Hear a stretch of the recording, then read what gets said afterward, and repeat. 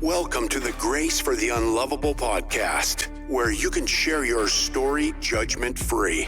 We are here to guide you down the road to redemption and restoration. Remember, healing comes when secrets are shared in safe spaces. Now, here are your hosts, Anthony and Melissa.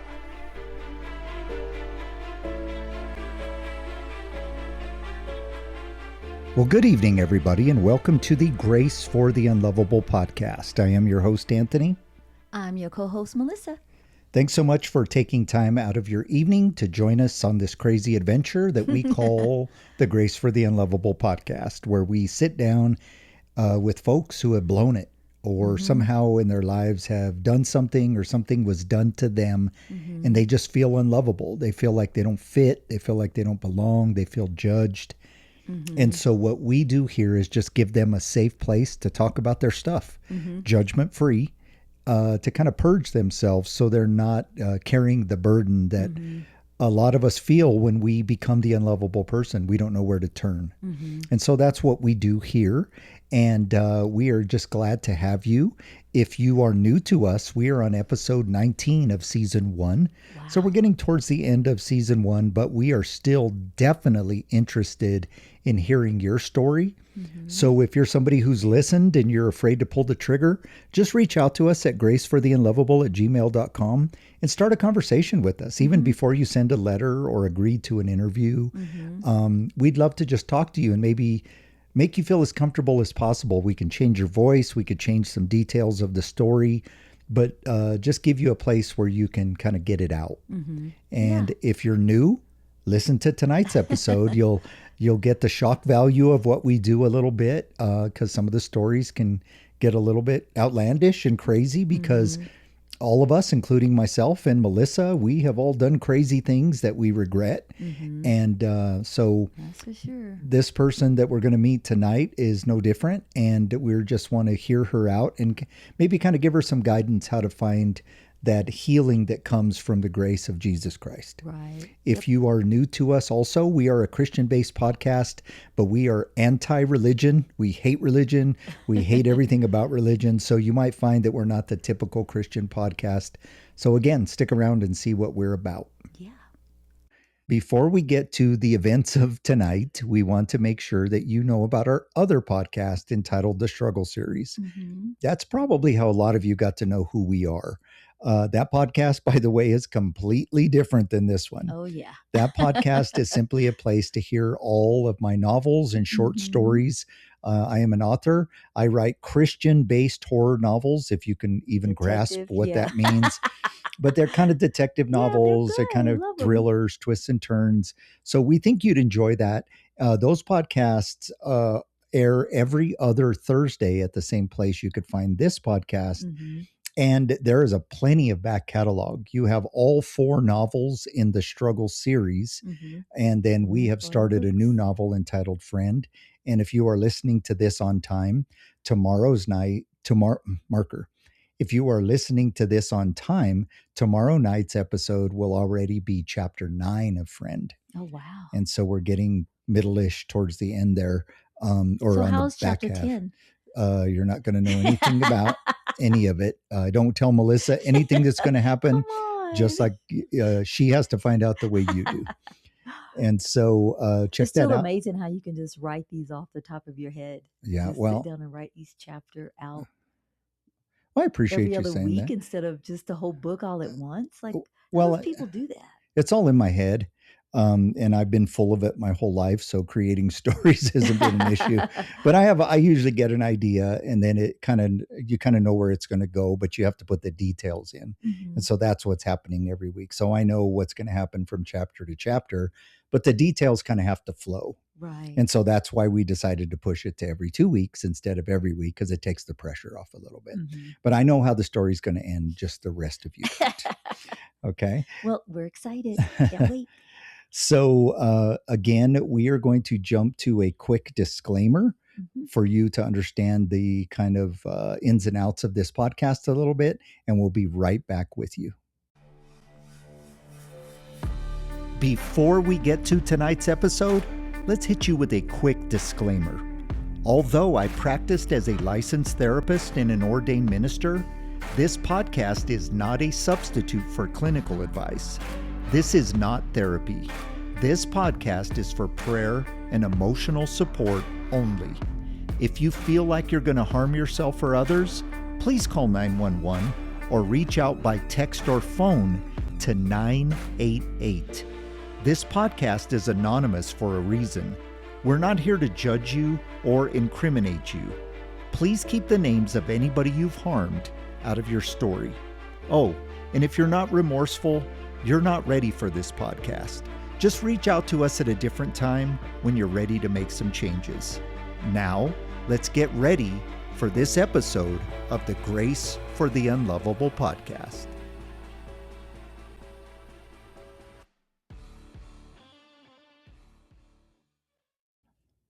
So tonight, let's talk a little bit about decision making. Mm-hmm. And it's kind of a psychological kind of therapy concept a little bit. For those of you who do not know, I was a ordained minister and a licensed therapist for decades of my life. Mm-hmm.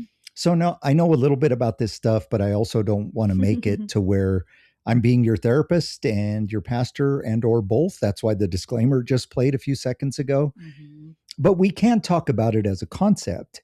And decision making is kind of one of those things to where if you could teach people how to do it effectively, you could probably be very rich. If you could bottle it and put it in a drink, people would buy it, because there's kind of a process to decision making that a lot of us don't really understand until it's too late. Mm-hmm. And the reason I say we don't understand is because we can make a lot of decisions that maybe should have brought consequences, but we avoid them. Mm-hmm. Whether that's God's grace or luck or whatever you want to call it.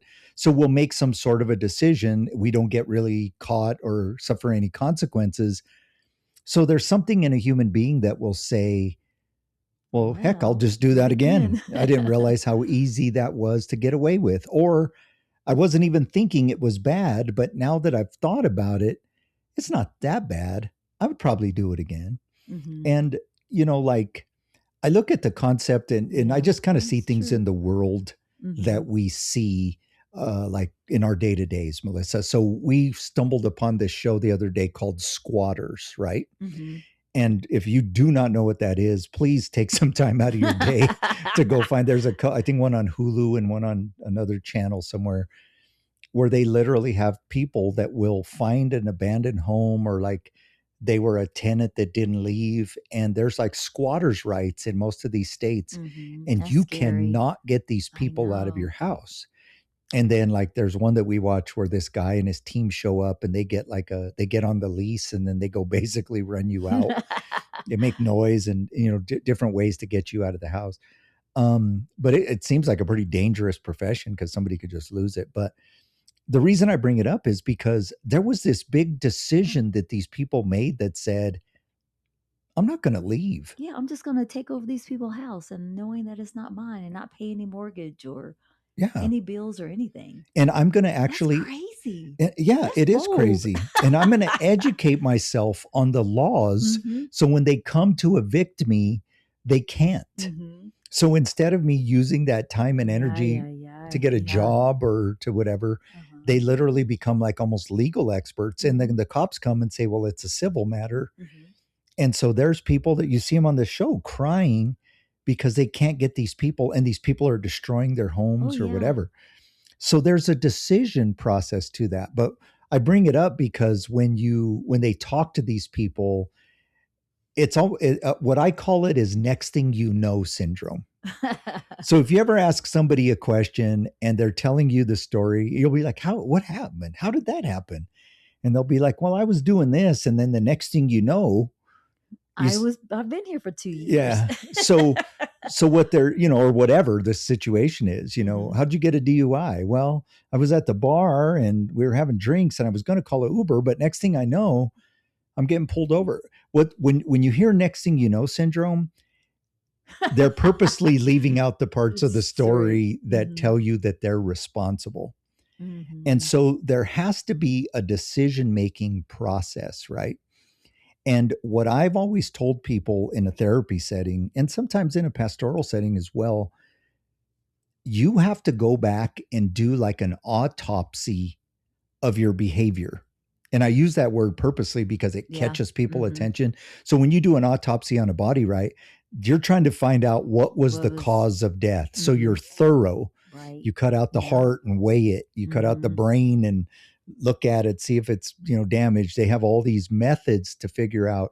And, those medical examiners are crazy. They can say, well, this person died of this, whether through toxicology or just looking at a body.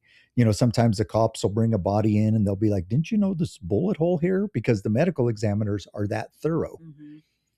So you have to kind of do an autopsy on your behavior. Now, why is this important?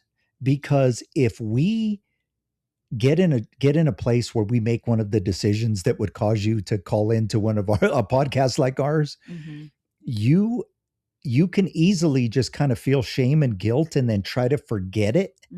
And then find yourself in the same situation because you didn't take the time to say, how did I get here? So like, let me just give you I try to speak in parables because Jesus did, like try to tell stories, right? Or examples. You're a great storyteller. Thank you. So let's just pick something. So let's say you decided that you were going to pursue this girl at work, right? You found her attractive, and then you make a decision like, I'm going to pursue her. There's a ton of thinking and feeling that gets involved in this. And that's when people have next thing you know syndrome. They don't want to talk about the thoughts and feelings, but you're like, example, well, she's pretty. I really like her smile. She's funny. I love being around her. Wow, I can't believe that. Like I find myself every day, like waiting for her to get to work. I'm kind of into her, so there's feelings and thoughts. And then, you start saying like, well, I'm going to wait till she gets up to go to the copy machine and then I'm going to go print some copies. You literally go through a bunch of decisions. So when I say decision-making process, it's a bunch of decisions that lead up to the major one, right? And so then you finally ask her out and she says no. But you say, yeah, but I thought she was kind of into me. I'll just give her some time and space, but I'm going to keep kind of just watching because she says she has a boyfriend. So I'm going to be watching. And, I saw her talking to Sally and she was crying and I overheard her say that she broke up with her boyfriend. Now's my chance. And as you hear me talking, I hope you hear the stalking behavior. Right? Because it's like, she told you no, dude, move on. But you are so enamored with this person that you are literally becoming a stalker and do not know it. And then all of a sudden you're in HR with next thing you know syndrome. I don't know. I asked her out, but I thought I was being respectful, but next thing you know, I guess I asked her out too many times. I'm sorry, I won't do it again. And then you're fired from your job. And now you're writing into our podcast, trying to figure out what happened or whatever. There has to be something where you go back, if you use my hypothetical situation, and say, why did I get like that? Have I ever done that before? Yeah. That's a good place to start because you could say, yeah, this is the 4th time I've done this. Well, then maybe I better go get some therapy because I'm actually more dangerous than I think I am. Or you say, no, it's just that she reminds me of somebody. Or, whatever it is, work on yourself, right? And why I bring this up is because a lot of the people that call in, they have made these decisions that they can sit back now in hindsight and go, what was I thinking? But if you really want to live a better life, you have to not just say that sentence and then move on with your life. You have to really go back and get the answer. And as you hear tonight's story, you're going to find that, much like Melissa and I did, we're like, whoa, like this kind of got out of hand a little bit. And the woman we're going to meet tonight, her name is Heather. And we don't want to judge you, Heather, but we love stories like this because you're so brutally honest that it causes us to really get to where you were, to feel your pain, to feel your thinking, your feelings, all of that. And so I just want the listeners to understand, like, there's decision-making processes. And that when you understand that, it helps you not to be judgmental of others as well. Mhm. Because instead of going, I would never do that, or who the heck would do that, you become more empathetic and go, how could somebody get to a place where they would do that? Mhm. And when you can do that, then that's where that empathy could flow. You Okay. know, and if you think about it, Jesus knows every thought we have, every behavior we've done that we think we've gotten away with. And his love for us is so powerful that Mhm. he can see past it because he knows us intimately. Mhm. And that's why he can continue to forgive even though, you know, we probably don't deserve it, Mhm. because his love for us is so big, because he designed us and he understands. He was probably screaming at us, don't do that, don't do that. this, don't do that, but I still love you. If you'll come to me, you can live with me forever. Mhm. So as we read tonight's letter from Heather, let's try to put that empathy on it and kind of understand where she's coming from. Yeah. Right? Okay. So she says, hello, I recently found your podcast and it has affected me deeply. We hear that a lot because Yeah. people hear the stories, and we get one of two responses, like, people are crazy, or we get, I really felt for that person and because it reminds me of something I did. Right. Right. Yeah. So she says, my name is Heather and I'm a 35-year-old woman. I'm writing because I wonder if I'm the worst wife ever. And I entitled to today's episode, Am I the Worst Wife? Because that's her question. And I would venture to say that if you're just looking at it in pure human terms, no, there's people way worse. Mm-hmm. But we understand what she's saying. She Mhm. feels like the worst wife, right? Right. She says, as I hear the stories on your podcast, it brings up something I did. I have not really been able to talk to many about this because everybody who knows hates my guts. So there's that unlovable, right, Melissa? Yep. And I've been there. I think all of us have probably been there in some way, shape, or form. And it's a horrible feeling. Like, should I walk into this room? Should I just disappear to another state and not see anybody ever again? You know, you feel that way. Mm-hmm. She says, let me start by saying that I was married for about 7 years before this happened. So she was married for 7 years, and then what's going to happen, what she's going to explain, happened. Okay. So as one of your other guests talked about, I had a good marriage and a good life. I cannot believe that I would do anything to jeopardize that, but I did. And there is not a day that goes by that I don't regret it.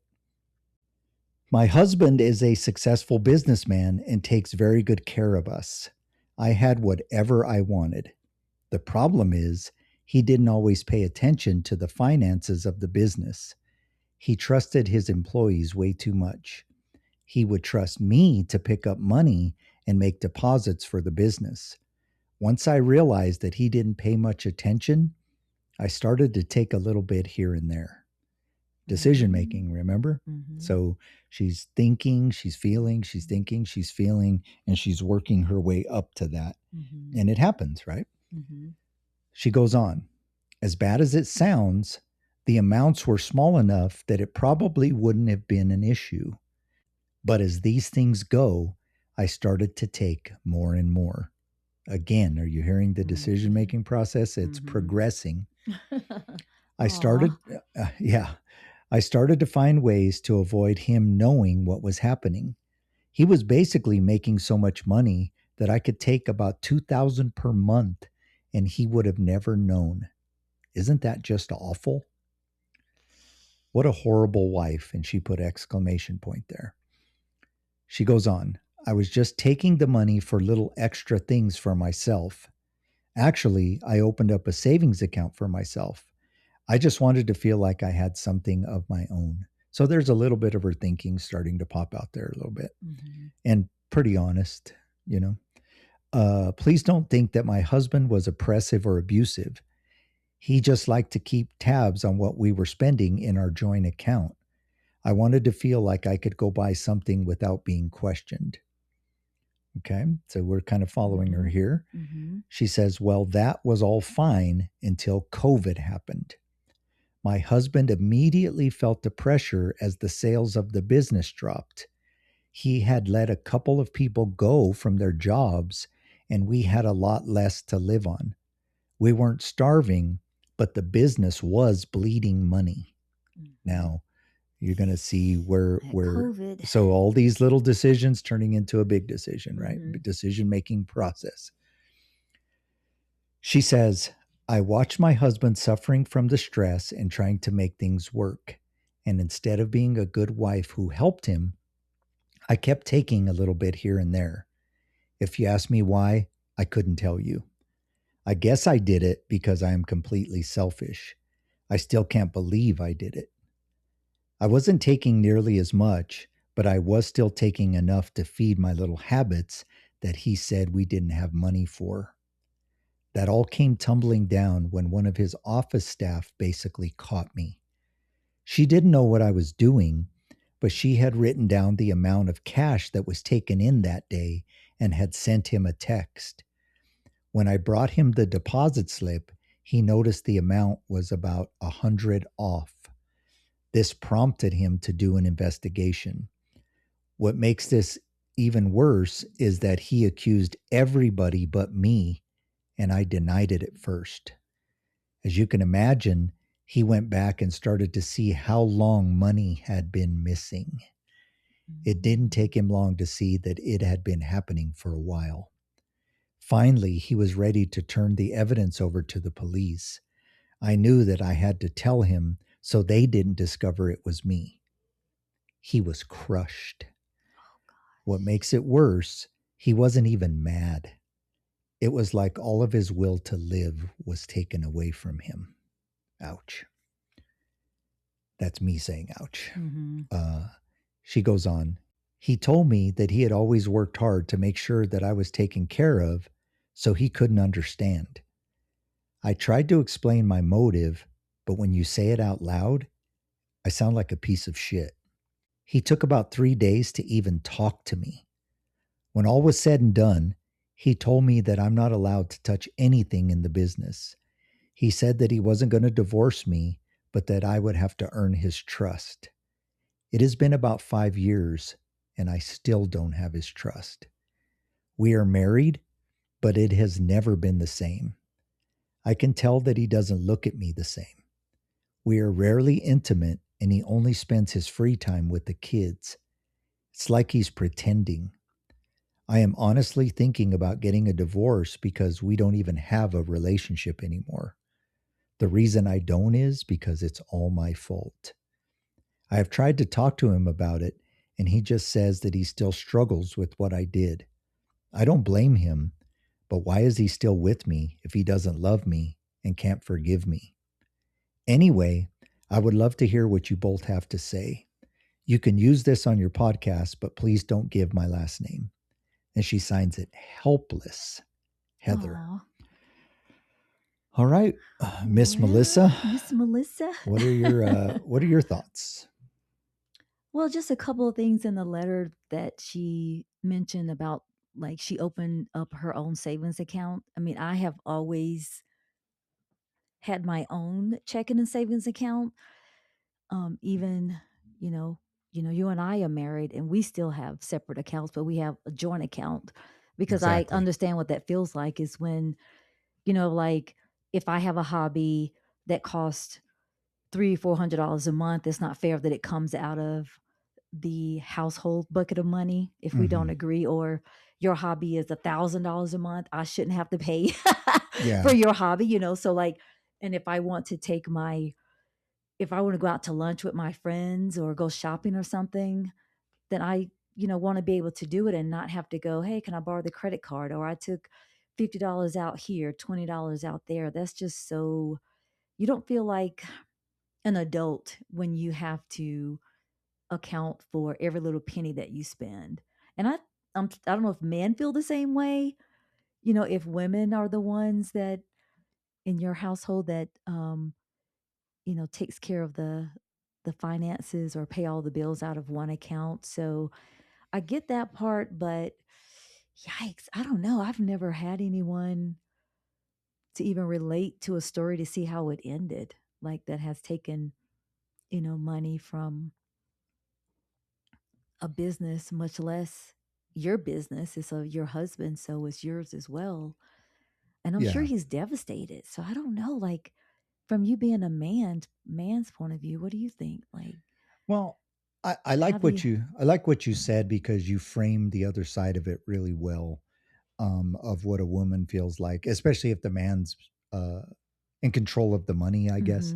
Mm-hmm. I don't I can't speak, if it was the other direction, but I think if I put myself in his shoes, it's a betrayal Right. because That's yeah.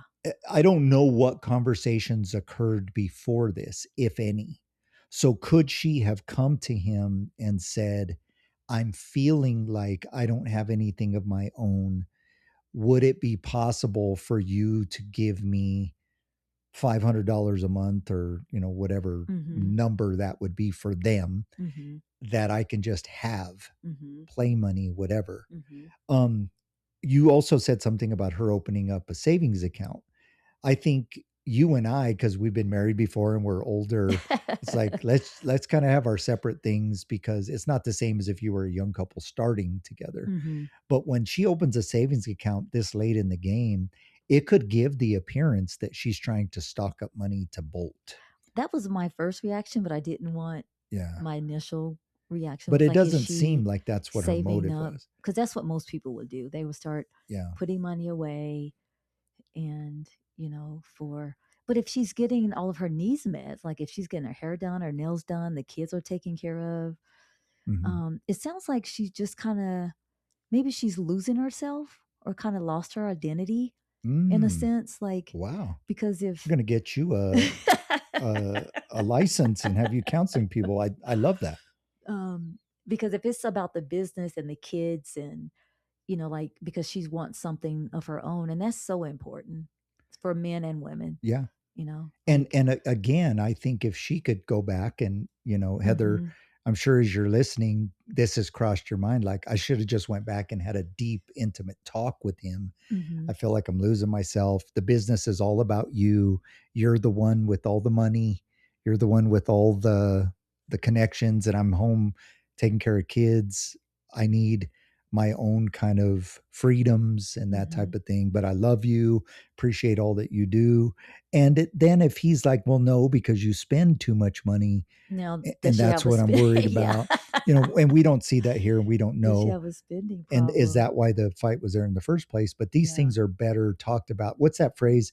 Ask for forgiveness, not for permission. Mm-hmm, If you have that philosophy in a marriage, you'll be divorced in no time. mm-hmm, You have to have right. these hard conversations, Mm-hmm, um, every now and then.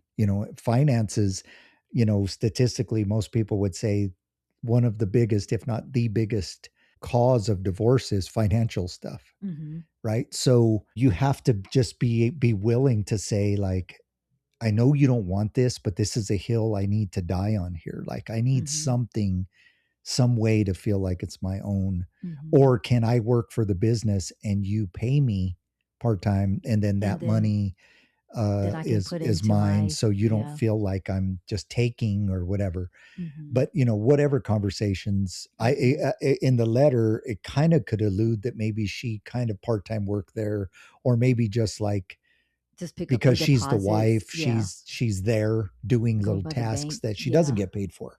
I Mm-hmm. I don't really know, but what where my heart hits for her is that if it was an identity kind of crisis thing, you're getting Mm-hmm. older, it's all about the kids, it's not about you. You can see how those thoughts and feelings just Mm-hmm. lead you to make these decisions. Yeah. I would also say, Heather, that I kind of get the sense that like there is something you're hurting about, because I'm going to be very stereotypical. And if you women want to hate me, you hate me. But some women, quote unquote, some women will do things like shop for like emotional support, right? So don't they have a term for it, like shopping therapy or something like Something that? mm-hmm. Retail therapy. Retail Yeah. therapy. Yeah. So there's probably a little bit of that going on. Please don't hear that it excuses the behavior. Oh And I don't yeah. think Heather Mm-hmm. wants us to excuse her behavior. She's owned it. She's owned it. She was Yeah, very she's honest with it.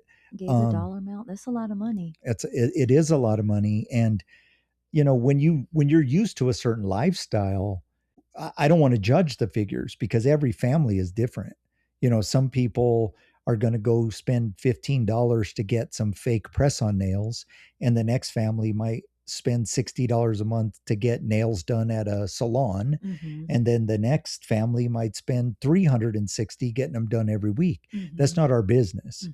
But if she's used to a certain lifestyle, now if she was starting to buy things that were bigger than her lifestyle, that's where you can kind of see that this was progressing. Here's kind of where I want to go with this decision-making thing. And Heather, I hope this helps you. We human beings really struggle to see how we get diverted from these paths that we're on, right? So we can be on a good path. We here believe that there's spiritual forces at work, demons that are, spiritual warfare game that is being played. And these demons are diverting us, distracting us. They can't make us do anything, but they can get us off the path. And this is what happens in these situations. Like something so innocent may be innocent in that step, but then it leads to the next step. You might not have been able to make the next step as the first step. So you had to take the first step before you got to the second step, before you got to the fifth, before you got to the seventh, before you got to the 200th that got you in trouble. And that is where we have to understand how we are wired. We do not like to look at ourselves introspectively. And if you're not familiar with the term introspectively, most of you probably are, but just in case, it means like looking inside of yourself. Like one of the phrases that I use a lot to religious people, because as I said at the beginning of the podcast, I am somebody who is a very, very devout follower of Jesus and a advocate against religion. I hate religion. I believe religion is of the devil and has bastardized Christianity. And that's why most people turn from God, because they don't understand who Jesus really is. They just understand the religion that's been thrown in their faces.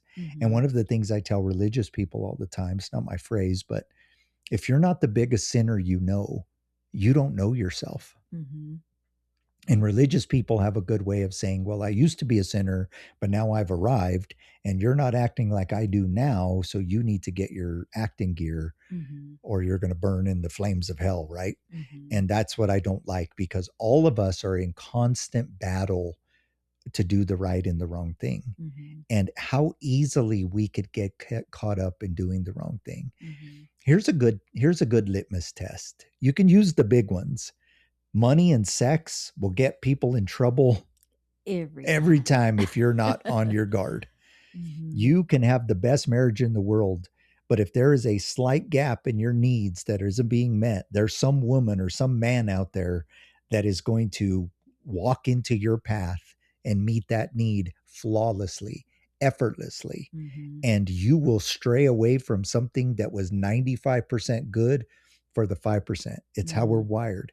Money is the same thing. Oh, I'm a good moral person. Yeah, find $50,000 in the street and tell me if you went and turned it in or if you kept it. Because my first instinct, even though we always joked that Melissa would take it, my first instinct would probably be to look around and see who has cameras, right? Then I can make not my decision. But, we all have that, and just put whatever dollar figure on that. But even if you take the top two, which is probably money and sex, you have to go back and look at where you're likely to make these types of bad decisions. And I'm going to allude back to it, what I just said. It's needs. If your needs are not being met, it is actually our response. I'm not rescuing you, Heather. It's our responsibility to speak about these needs and get them met either internally or go to our spouse and say, I need help with this. But when we start putting our needs on other people, and then if they don't meet them, then we can act a fool, then we're going to get in trouble, right? And I'm not saying you did that, Heather, but even subconsciously we can do that. And so we have to know what our needs are and be able to voice them. And where do we get needs met? Well, the first answer should be internally. We should be able to learn ways to meet our own needs, but there are needs that are only met in relationships. Well, then the next word you should have is they should be met appropriately. So if I'm lonely and I have a need to not feel so lonely and I'm married, my need getting met should not be in a female. There's some people that say you shouldn't even have friends that are of the opposite sex. That's debatable, but they should not be intimate friends. They should not be daily, weekly friends, that type of thing. You might have an old acquaintance that you meet up with every now and then, but that's a recipe for disaster, right? And so what are those needs? If you felt like you jumped into this relationship like with this guy that was going to take care of you, whatever, you may have never even known what your true needs were, which is to have something of your own. Again, we are not saying that's why you did what you did. Could you have just been selfish? Sure. I think there's a selfishness element to it, no matter what the reason was. But what I want you, if I had my way, Heather, what I want you to do is look at yourself and say, the best thing for me to do right now is become the best me. And what, yes. And what does that look like? The parts of you that did this are not your favorite parts of yourself either, right? So if you go back and kind of do that autopsy we talked about, you can fix those things. It's awareness. And kind of like jot it down on the piece of paper. Yeah. And like keep it hidden or something, like just kind of randomly write things down and then wait 2 or 3 days later, maybe like 3 days later, then go back and read it again and see if it makes sense. You can. I've done that. Like a healing journal cons. Or something. Yeah. And just to be able to like hear feedback. If you have a female friend, there's like a permission you could give to say like, hey, I'm trying to fix my marriage. You know what I did. Thanks for sticking it out for me or with me because I betrayed my husband like this. Give me some of my blind spots. One of the funny things I used to do when I was a therapist to try to teach this, I would say, okay, let's say you have a group of 12 people, right? Tell me everything about me that you think would hurt my feelings. And they'd be like, you have little man complex, you're short, you're going bald, you talk too much, blah, blah, blah, blah, blah. and I would say, well, thank you. And they would like freak out. And I'm like, did any of you think you were going to hurt my feelings? And they were like, well, kind of, and I'd say, well, you probably would have 10 years ago, but I have had to do a lot of work in myself to know my insecurities, why I do things, what I do. I do talk too much.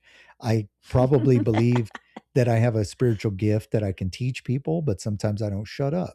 So thank you for the feedback. Do I have little man complex? Yes, I'm kind of a small guy, but I'm pretty feisty. I'm not afraid to fight a lot of people, but some of that might just be me proving that I'm not a pushover, whatever that is. All the things you can say. Bald, yes. When I was 28 years old and saw myself going bald, I almost had a heart attack. I was an 80s rocker kid with long, heavy metal hair, and now I'm completely bald. Yes, it bothered me for a time. It literally devastated me when I first saw the first bald spot. So yes, it bothered me. But I know all of these things. I'm not so insecure that I have a toupee on. I'm not so insecure that I can't hear you give me this feedback. And Heather, that's the kind of transparency I think you need to go find. And if it's not from a friend, from a family member or whatever. And if somebody comes back and says, yeah, you have a little selfish thing or a little entitlement thing where you think you always need more and you're not happy with what you have, then you can take that and learn from it. And then what happens when you know this stuff, then your decision-making process is instantly altered. Because when you say, I think he needs to give me more of an allowance because wait a minute, is that my entitlement talking that I deserve more than I have? I came from here. I met this man and now I live at this socioeconomic status. Why am I still not satisfied? This has nothing to do with the money. Mhm. This is everything to do with ... So this Right. is just examples, Heather, Mhm. is what we're talking about. Mhm. So when you think Yeah. about what that takes, I would say that most people are afraid of that, right? Mhm.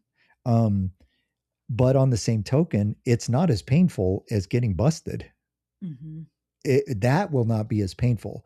The other thing I would tell you is that your husband will start to see the difference in you beyond you going to him. Are you ever going to love me again? Are you ever going to trust me again?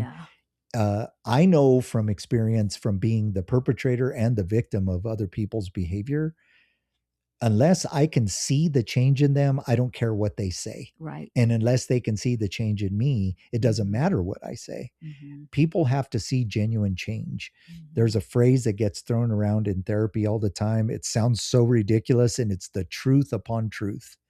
If nothing changes, nothing changes. Mhm. Sounds dumb until you really put your thought. Mhm. If you don't change anything, nothing is going to change. And the Mhm. opposite is true. The more you start to change things, the more you change, and people will take notice. So, for example, if you start doing things for your husband that are selfless behaviors, Mhm. um, little things for him, and when he asks you why you're doing them, because I'm a selfish person sometimes. And so rather than just talk a big talk, I'm going to do selfless things for you and other people. Yeah. She's got to be This able has to nothing say to it. do with Yeah. you, husband. She's This has gonna have everything to to. do with me, but I hope you get the benefit. Mhm. Whether you accept it or not Mhm. is your business. Another pastor I listen to a lot, he's got a phrase where he says, how other people treat you is not your business. Your business is how you treat people. Mhm. And man, sometimes that's hard to hear when somebody's abusing you or something Yeah. like that. But there's a truth to it. All you can do is treat other people the way that you would want to be treated. And so Mhm. when you start to do things like this, and I'm not trying to give you advice, I'm just trying to give you examples. Mhm. But if selfishness is what did it, become selfless. Mhm. If you felt that you didn't have an identity of your own, figure out what your identity is. Let me give you a little hint on identity. You ask people, what's your identity? I'm a plumber. That's not your identity. That's what you do. No, but I mean, I love being a plumber or whatever. That's not your identity. Mhm. What's your identity? It's usually like a word or like a real small phrase. Mhm. So your identity is, I am a doer. Mhm. I became a plumber because I'm good at it and I love to do things for other people. So I enjoy my job because it pays me, but it also allows me to work with my hands. Mhm. But if you say I'm a plumber, get fired from being a plumber, now your whole identity is gone, Mhm. right? Mhm. So what's your identity, Heather? Mhm. Is it wife? Well, that's fine, except if you also need your identity to be something a little more personal. Mhm. So if your identity is I am a lover of people, then that could be part of your wifehood. I don't know. Wifey. Wife behavior. I don't know what word I'm looking for there. Wifedom? I don't know. I'm not going to edit Star that. I'm going to Wars. let you guys see how stupid I am sometimes. But but if your identity is like a helper, Mhm. or a servant or whatever the case may be, then your identity is that, regardless if you're a mother or a wife. Does Mhm. that make sense? Yeah. If that's why you did what you did. Mhm. But when you do that autopsy, you'll figure it out. And then you start to put the pieces back together. Now, let me tie this in a knot. Okay. When you think about like when we do things like this, where does this grace come from that we often talk about? Mhm. Because this podcast, and Heather, you did not voice any Christian leanings or religious leanings at all. It was just a straight conversation. So I don't know your faith at all. Melissa looked at it too. You mentioned zero about God or anything, which is fine with us. Mhm. But Mhm. I'm going to kind of give you a perspective to think about. Okay. I believe in God for a multitude of reasons.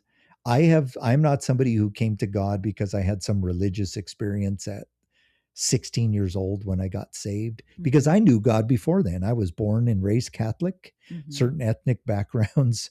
You are Right. Roman Catholic, whether you like it or not. It's a religion and an identity, really. But Uh-huh. I actually figured out who Jesus was at age 16 at a revival. I was so raw and so unbelievably like heathen Mhm. that they did an altar call, and I went up to the altar and accepted Jesus. I was so emotionally experienced, kind of swept, Mhm. that when the evangelist had a microphone and he put it in my face and said, "How are you feeling right now, son?" I used the F word. I said, "I just don't want this blanking feeling to go away." And what I loved about that evangelist is he didn't skip a beat. He Mhm. said, "Hey," he pointed to the church because he was a visitor at this church Mhm. that I had never been to. It was the first time I'd ever been there. He said, "You guys need to keep an eye on this one."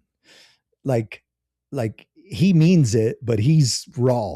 Like, and that's how I came to faith. But then I had a falling away because the religion of Mhm. that church and other people pushed Mhm. me away. So then I had to come back to God through logic, through understanding. Pretty intelligent guy. I understand a lot of concepts. Mhm. So then I started studying like ancient history and how what certain people call ancient aliens, or what certain temple complexes all over the world that people can't understand how they were built. I found God through intelligence. Mhm. Then I found him through surrender. But ultimately, my closeness to God, Heather, I'd say all that to say this, came from understanding his grace, Mhm. because I have made so many bad decisions in my life. I'm still that same raw guy that evangelist said, "You better Uh-huh. keep an eye on this This one." one. I'm somewhat better on certain days, and other days I'm just as bad as that kid ever was. But it's through grace and understanding what grace is. You can't find grace in people like you can in God. Mhm. And people say, "Well, Right. why do Yeah. I believe in this God? This Jesus God? Isn't he the God that killed all these people?"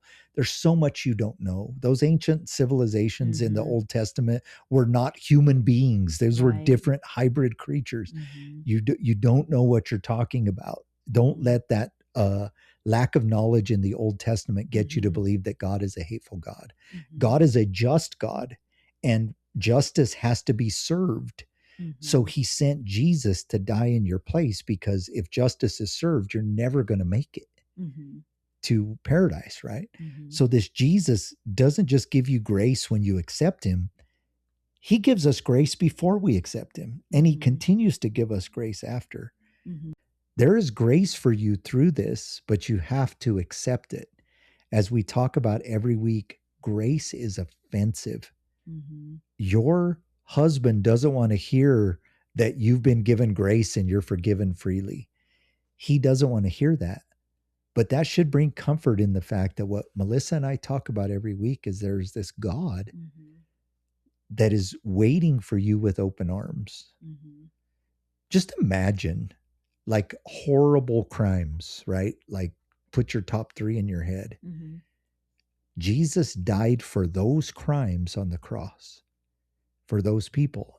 And I have Christian people, Melissa, oh my gosh, why do you tell people that? Why do you say that? I'm like, who What? died on the cross next to Jesus? Right. A thief who Mhm. was mocking him 1 minute. Mhm. Hey, if you're God, take yourself off that cross and Mhm. save us all. Like, mocking him. Mhm. And the next thing you know, he's like, "Wait a minute. I know who you are. Hey, Mhm. I'm a piece of dirt, man, but will you just remember Remember me me? when you're in your kingdom? Mhm. Surely I say today, you will be with me in paradise." Mhm. The worst crimes. That's what that guy was hanging on a cross for. They didn't hang you on a cross because you stole a loaf of bread. Mhm. These were horrible crimes. A thief, a murderer, like, Mhm. that's who's on that Oh cross. yeah. And so, yes, horrible crimes like this are forgiven if you'll just accept it. Mhm. Grace means undeserved, unmerited favor. Unmerited means you can't earn it. It is just given. If you can earn it, it's not grace. It's not grace, yeah. And don't let any religious people in the world tell you you have to do these 7 steps of repentance. Don't let them. You just fall on your face and say, Jesus, I'm tired of carrying this burden. I don't know if my husband's ever going to forgive me, but I commit to you, even though I may not know you or I may not know you as well as I want to, but I'm going to trust what this Anthony and Melissa have to say. And I'm going to ask you to come and give me this grace, if I don't deserve it or not, and help me to change. Then maybe if you're so willing, my husband will see that change and we can resurrect this. But if not, I just don't want to feel this way anymore. Yeah. We give you as much unconditional love as we can. We don't know you, Heather. You didn't steal from me. But I can say this, Just have to. that you cannot get the grace you need from a stranger named Anthony, from Melissa. But Jesus doesn't care. Can you imagine the God of the universe says, yeah, I know what you did. I love you anyway. Everybody deserves to have somebody know the real them and love them anyway. That's why I love Jesus. So if people out there wonder, well, why do you know Jesus? Well, yeah, I can debate you theologically. Right. I could, what they call apologetics, which is defending the Christian faith. I can hang with a lot of people with that. But if you ask me why I know Jesus, because when I needed grace and nobody else gave it to me, he gave it to me. I know him intimately, personally. How do you know he's real? Screw up like I screw up and have nowhere to turn and let him show up to you in a way that is supernatural. You don't care if people believe you or not. You know what's real and what's not. And so, Heather, I want that for you. Melissa wants that for you. But it starts there. So you asked what we thought of it. That's kind of what we think. Do an autopsy, right? And just figure out, like, who you are at this point. You're still in your early 30s, still have a long way to go. And like when you and I decided to stop the Deliverance Project after 2.5 years or so, that I came, you and I had a conversation, and it was like, I was telling you that I felt like I was not losing myself, but a lot of my time was going into the podcast. I don't think people realize how much time it takes to do these podcasts and interview people and make phone calls and editing. And so it was like I didn't have any time to myself, and then the business that we have. And because I used to make flower arrangements and bouquets and Mother's Day baskets, baby shower baskets, and sell them. So that was just kind of like a hobby of mine.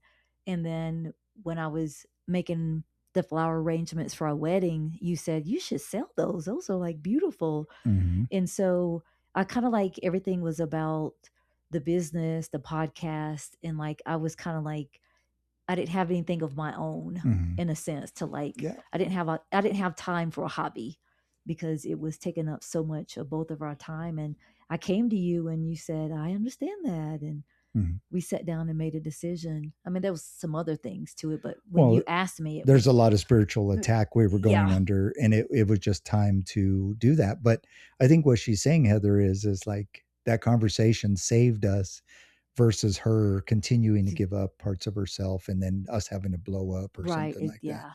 And, the enemy comes. And I will say that as we close too, Heather, I don't know if you believe this or not, but there's an enemy that wants to destroy your marriage. And I'll say this to anybody, anytime, anywhere. You fall in love with this person. You pick them out of the, 3.5 billion, 4 billion other people on earth that you could have chosen. You pick this person and then all of a sudden you hate each other, whatever.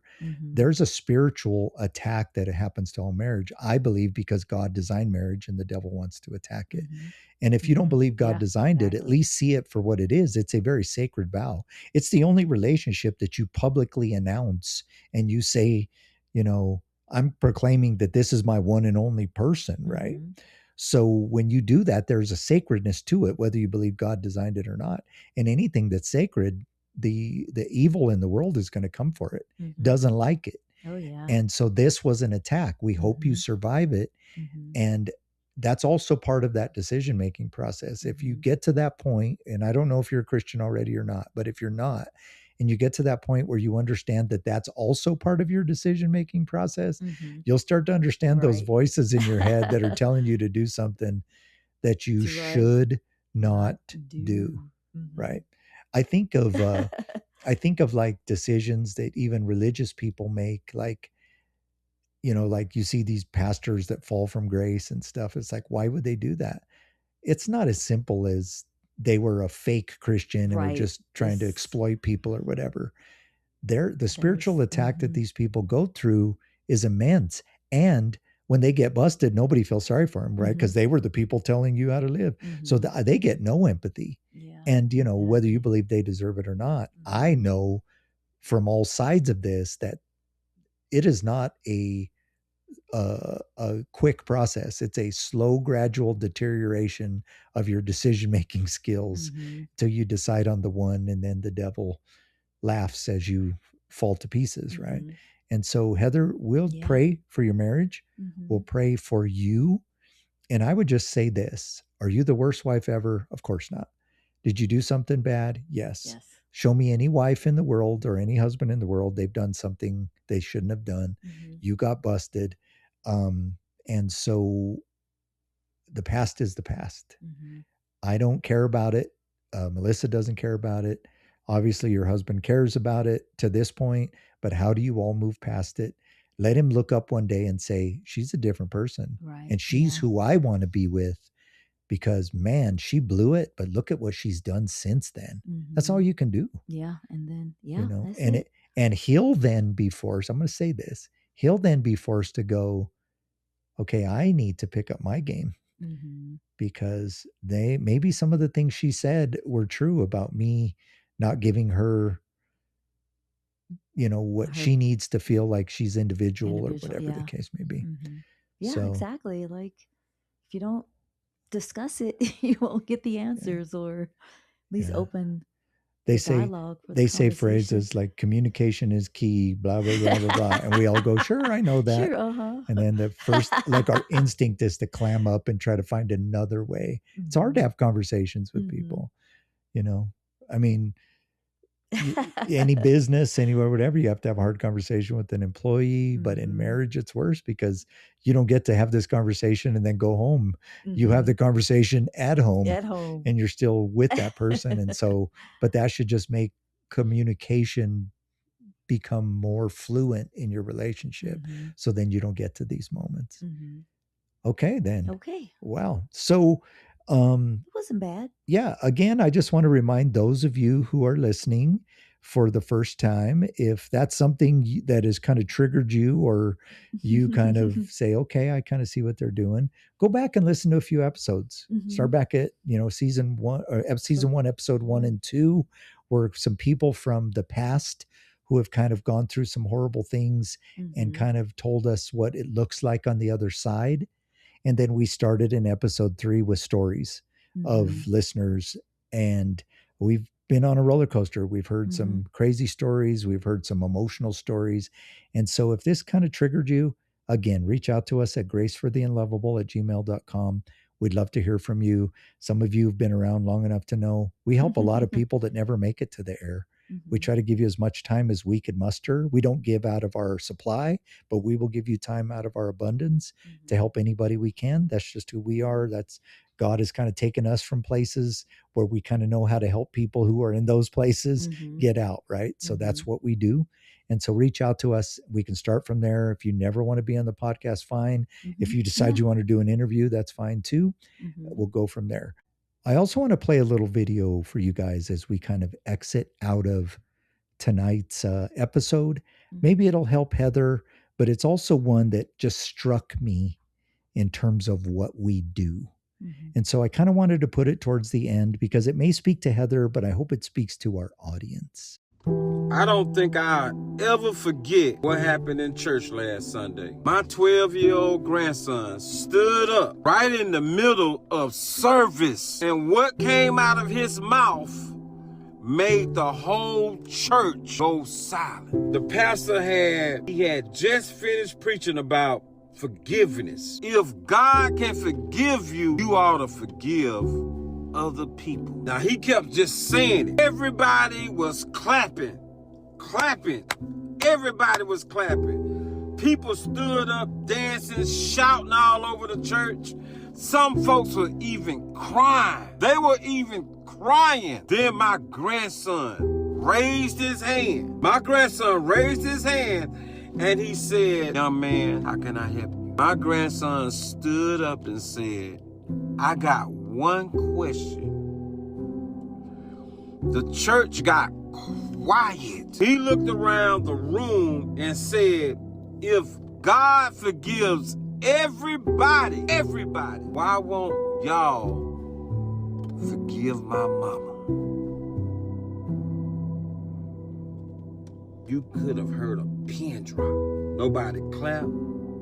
Nobody said amen. People just started looking at each other. You see, my grandson heard the conversations. He heard the whispers after church. He heard people judging his mama over mistakes she made years ago. He just didn't understand why.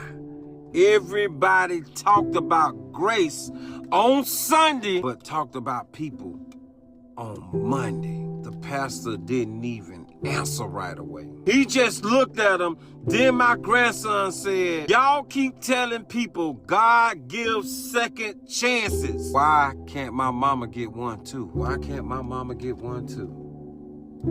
I ain't gonna even lie. That hit me harder than the sermon did. Because sometimes the hardest truth doesn't come from the pulpit. Sometimes it comes from a child who just trying to understand why grown folks don't practice what they preach. I've been thinking about that ever since. So y'all, let me ask y'all something. And I know y'all tell me the truth. And I read every comment. Was my grandson out of line? Or was he the only person brave enough to ask what everybody else was thinking?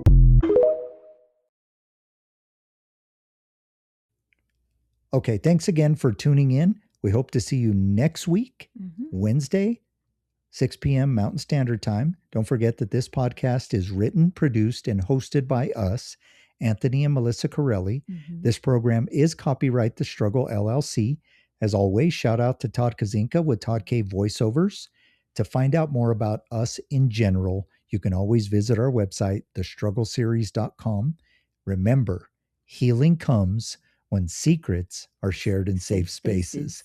So may God bless you and bring you peace. Good night.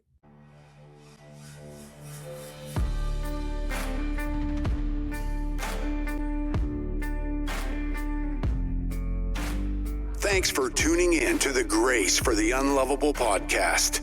Please like, subscribe, and tell a friend. We will see you next time.